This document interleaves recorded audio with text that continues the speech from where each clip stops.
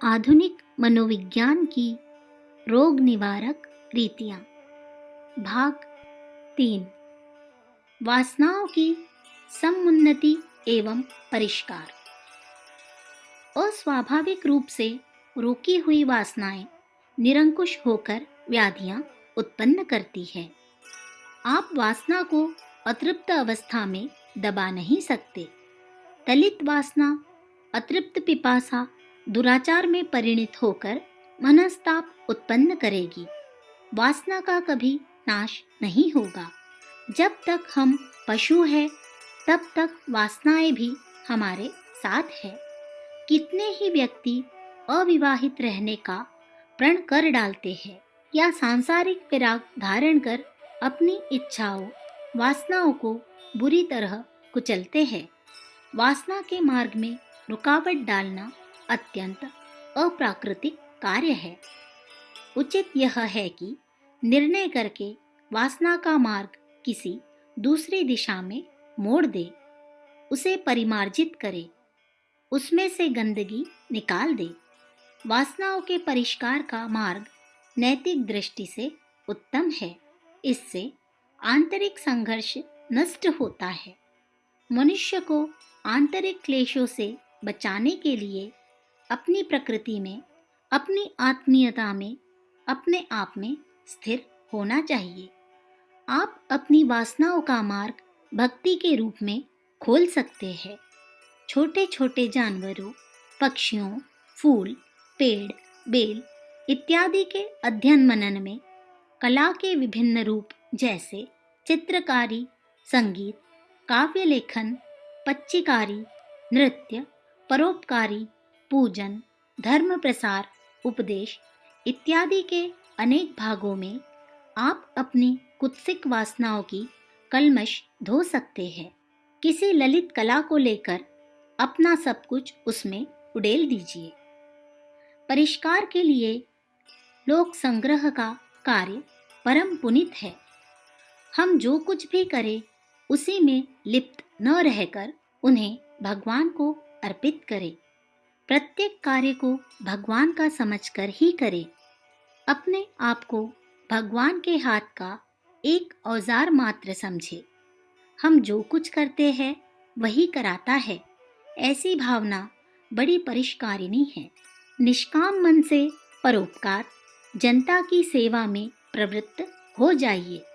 निष्काम कर्म के आचरण से मन में किसी प्रकार का स्वार्थ, ईर्ष्या, द्वेष, प्रलोभन नहीं रह जाता। सुकर्म करने वाला मनुष्य विविध इच्छाओं से वशीभूत होकर अनेक प्रमादों में फंसता है, किंतु निष्काम कर्म करने वाले का दिव्य हेतु केवल परमात्मा तत्व की प्राप्ति ही रहती है। वस्तुतः वह सिद्धि असिद्धि, दुख, क्लेश में भी एक सा बना रहता है। सांसारिक कामनाओं में लिप्त न रहने के कारण उसे दुष्ट मनोविकार अधिक नहीं सताते। इस विषय में श्री गीता जी का वचन स्तुत्य है। समत्व बुद्धि वाला मनुष्य पुण्य तथा पाप को इसी लोक में त्याग देता है, अर्थात उनमें लिप्त नहीं होता। अतः समत्व बुद्धि योग के लिए आवश्यक है। यह समत्व बुद्धि रूप योग ही कर्मों में चतुरता है, अर्थात कर्म बंधन से छूटने का उपाय है।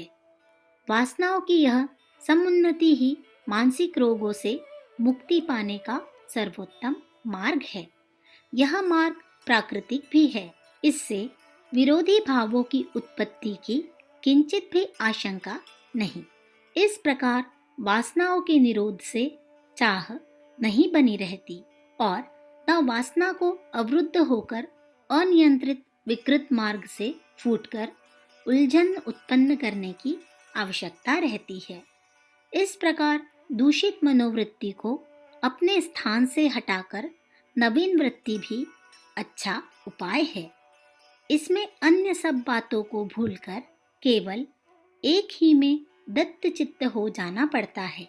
हमारी समझ में परमार्थ का मार्ग अनुसरण करना सर्वोत्तम उपाय है। धर्म बुद्धि एवं मैत्री भावना के आभास से व्याधियां उत्पन्न ही नहीं होती। अतः जब कोई मूल प्रवृत्ति प्रकट होना चाहे तो लोक मर्यादा की रक्षा करते हुए उसे प्रकाशित होने और तृप्त होने का अवसर प्रदान करना चाहिए। दबाने की अपेक्षा उसे प्रकट करने के परिमार्जित रूप सोचने चाहिए। ऐसा करने से हम प्रकृति के साथ अन्याय न करेंगे और हमारा अव्यक्त मन व्यक्त मन से सामंजस्य प्राप्त कर लेगा। संगीत वासनाओं की शोध कराता है। अनेक व्यक्ति बालकों को पढ़ाने लिखाने में, उनके साथ हंसने खेलने में, लोरी देने में, पूजा पाठ, टहलने, फुलवारी आदि से वासनाओं का शोध करते हैं। यह मार्ग नीति धर्म के अनुकूल है।